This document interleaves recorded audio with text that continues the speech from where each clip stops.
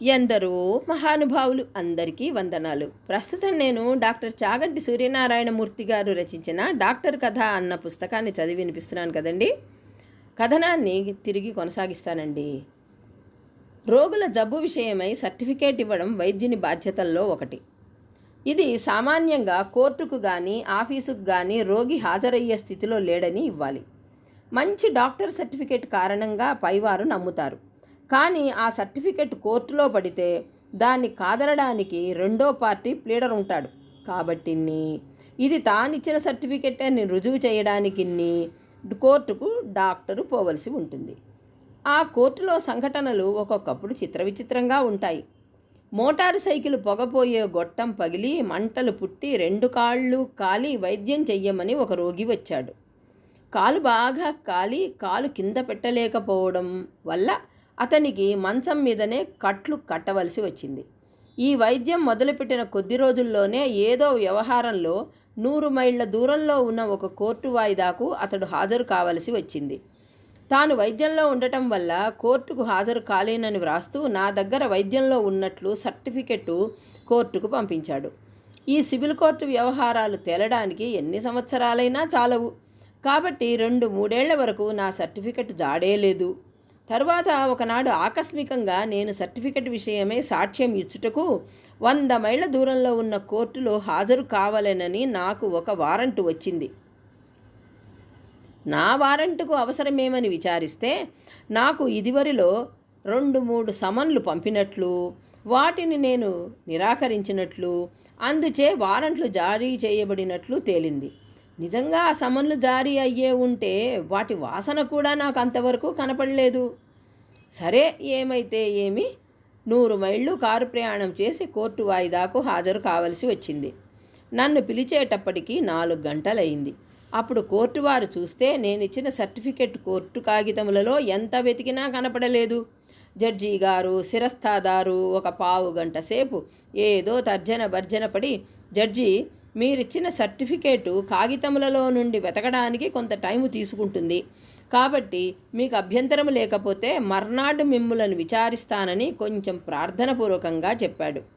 నేను చేతనైనంత శాంతంతో ముందు అసలు సర్టిఫికెట్ ఉన్నదో లేదో చూడకుండా లేని సర్టిఫికెట్ రుజువు చేయడానికి వారంటు పెట్టడం చాలా దుర్మార్గమని, ఈ సంగతులన్నీ మనవి చేస్తూ పైకోర్టుకు వ్రాస్తానని, మర్నాడు నేను అక్కడ ఉండనని చెప్పి కారు మీద మా ఊరు వచ్చేశాను. నా వెంటనే 2 పార్టీల వకీళ్ళు జడ్జి గారి దగ్గర నుండి రాయబారం తీసుకుని మా ఊరు వచ్చి పైవారికి రాయవద్దని బ్రతిమిలాడారు. రాను పోను 200 మైళ్ళ పాడు రోడ్డు మీద కారు ప్రయాణంలో హూనమై ఎండ తగిలి ఇంటికి వచ్చిన స్థితిలో నాకు ఈ రాయబారం సుతారాము మనస్కరించలేదు. జరిగిందంతా విశదీకరిస్తూ డిస్ట్రిక్ట్ కోర్టు వారికి రాశాను. తర్వాత నాకేమీ జవాబు రాలేదు. కానీ జిల్లా జడ్జి సబ్ జడ్జికి ఈ విషయమై కొంచెం కఠినంగా వ్రాశాడని తెలిసింది.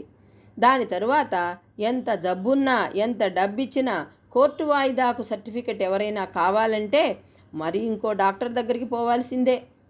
డాక్టర్ చేసే పరీక్షల్లో బీమా కంపెనీలకు పార్టీలను పరీక్ష చేయడం ఒక క్లిష్టమైన వ్యవహారంగా ఉండేది. కంపెనీలు ఏజెంట్లు పోటీపడి అనారోగ్యంతో ఉన్న పార్టీలను కూడా బీమాకు ప్యాస్ చెయ్యమని డాక్టర్ని అనేక విధాల వేధించేవారు. ఏ మాత్రం న్యాయంగా పార్టీని పరీక్ష చేసినా ఆ డాక్టర్ వద్దకు పార్టీలను తీసుకొని పోయేవారు కాదు. నేను ఒక పెద్ద ఘరానా బీమా కంపెనీకి డాక్టర్గా ఉండేవాడిని. ఒక రోజున దాని ఏజెంటు నన్ను పొరుగురిలో కొందరు పార్టీలను పరీక్ష చేయడానికి కారు మీద తీసుకొని వెళ్ళాడు. ఆ ఊళ్ళో DPW బంగళాలో నాకు 2 గదుల వసతి ఇచ్చారు. బీమా చేసే పార్టీలకు కూడా కొందరికి ఆ బంగళాలోనే వసతి ఏర్పాటు జరిగింది. అందులో ఉండే స్నానాల గదిలోంచి నేను వస్తుంటే అందులోకి వెళ్ళే ఒక పార్టీ షర్టు పైకి తీసుకోవడంలో జేబులోంచి ఒక ఇంజెక్షన్ చేసే సిరంజి, మూత్రవ్యాధికిచ్చే ఇన్సులిన్ అనే మందు సీసా కిందకు జారి దొర్లిపడి పగిలిపోయినాయి.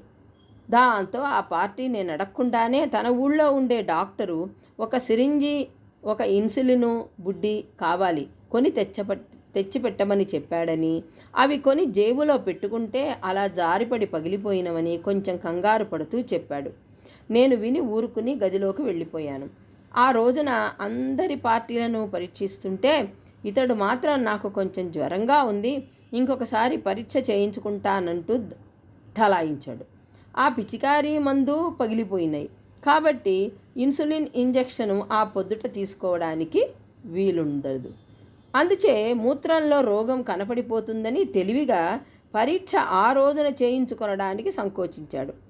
ఆ ఏజెంటుకు మాత్రం బహుశా ఈ కథంతా తెలియదు కాబట్టి పరీక్ష ఆ రోజున కానిచ్చేయమని మూర్ఖతతో బలవంతం చేశాడు.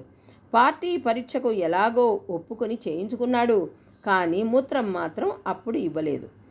అది మరి ఒకసారి చూడండి అన్నాడు. భీమాకు ఆ రోజున పరీక్ష చేసిన పార్టీలో ఇతడు ఆఖరువాడు. ఇతని మూత్రం కోసం ఆ ఊళ్ళో ఎంతసేపు ఉండగలం?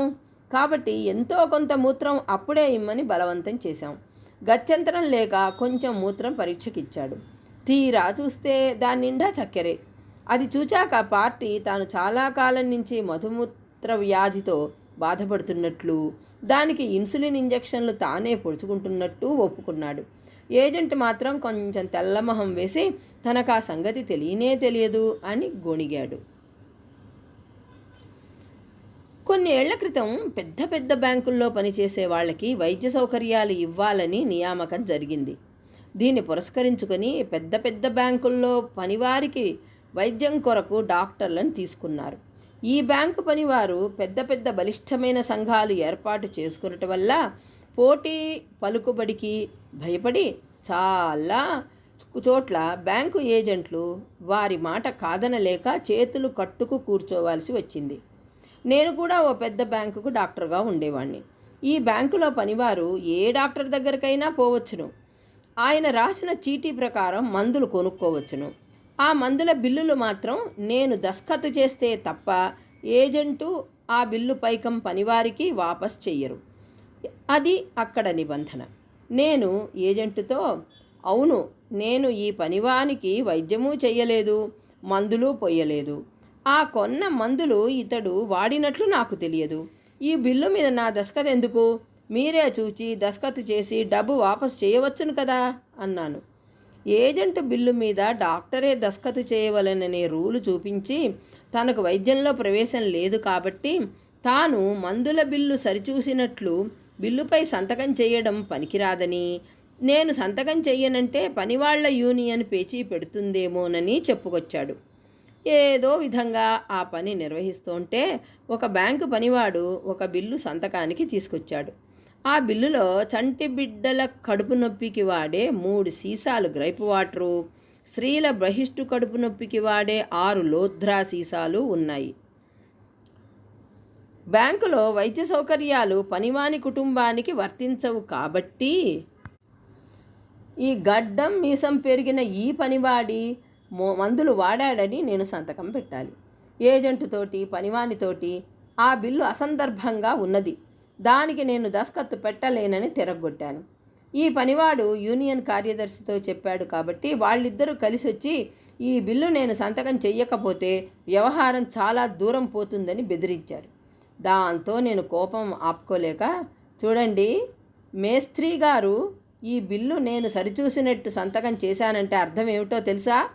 ఈ పనివాడు ముట్టు కడుపు నొప్పితోనో బహిష్టు సరిగా రాక బాధపడే ఆడమందైనా ఆడముండైనా కావాలి, లేదా గేదె పాలు పోస్తే జీర్ణం కాక గిలగిల కొట్టుకునే చంటి బిడ్డడైనా కావాలి. ఈ ఇద్దరూ కాకపోతే ఈ లోత్రా ఈ గ్రైప్ వాటరు ఎవరికి? ఈ తప్పుడు బిల్లు సృష్టించడంలోనైనా తెలివితో పని చేయలేకపోతే నేనేం సాయం చేయగలను అన్నాను. మీరు మా యూనియన్తో సహకరించడం లేదండి అని సెక్రటరీ అన్నాడు. యూనియన్తో సహకరించగలను, కానీ నేరంతో కాదు, నా చేత కాదు అన్నాను. దీని తర్వాత ఏజెంటుకు ఇంకొక డాక్టర్ని పెట్టుకోవడం మంచిదని వ్రాశాను. సరే అన్నాడు. ఇక్కడితో ఈ కథనం ఆపేస్తానండి. తిరిగి తరువాయి భాగంలో కలుసుకుందాం. అంతవరకు మీకు గనక డాక్టర్ కథ నచ్చితే లైక్ చేయండి, షేర్ చేయండి, సబ్స్క్రైబ్ చేసుకుని నన్ను మరింతగా ప్రోత్సహించండి. ఉంటానండి. నమస్కారం.